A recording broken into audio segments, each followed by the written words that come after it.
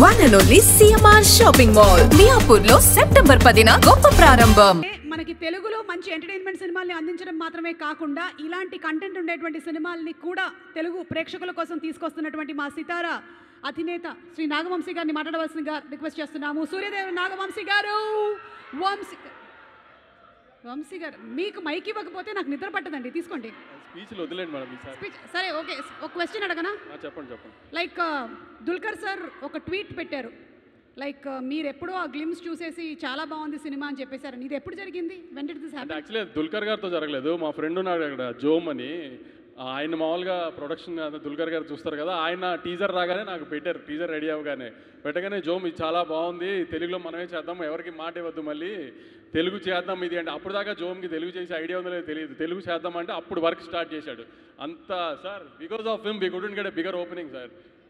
Because of Jome's delay and Jome's laziness only, we couldn't release properly also.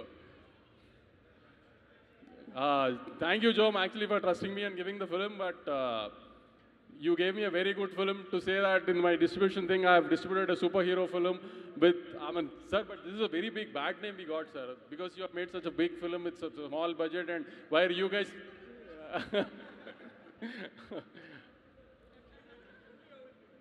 See, two of our directors, sir, costliest directors in his own league, Nagi sir and our Venki, you know, no, sir. How much we spent on a bank set, you know, no, sir.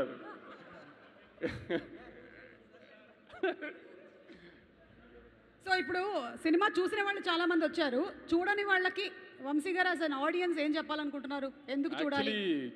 ఇంకా తెలుగు ఆడియన్స్కి అంతగా reach అవ్వలేదండి, అది మా మిస్టేకే. ఎందుకంటే promote చేయడానికి time లేదు, content delay అవడం వలన సరిగ్గా ప్రమోట్ చేయడానికి క్యాస్ట్ అండ్ క్రూ కూడా టైం సరిపోలేదు. సో అందుకని ఈ సెకండ్ వీకెండ్ స్టార్ట్ అయ్యే లోపు కొంచెం తెలుగు జనానికి సరిగ్గా ఒక మంచి సినిమా వచ్చింది, టెక్నికల్గా చాలా స్ట్రాంగ్ సినిమా, చాలా బాగా తీశారు, అందరూ తప్పకుండా చూడండి అని చెప్పడానికే ఈవెంట్ పెట్టి దుల్కర్ గారిని పిలిచామండి.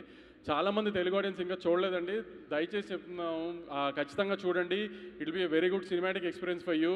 ఈసారి రిలీజ్ అయిపోయిన సినిమాని చూసి కాన్ఫిడెంట్గా చెప్తున్నాను, కాబట్టి ధైర్యంగా ఎలాంటి థియేటర్కి పర్లేదు. ఓకే వంశీ గారు.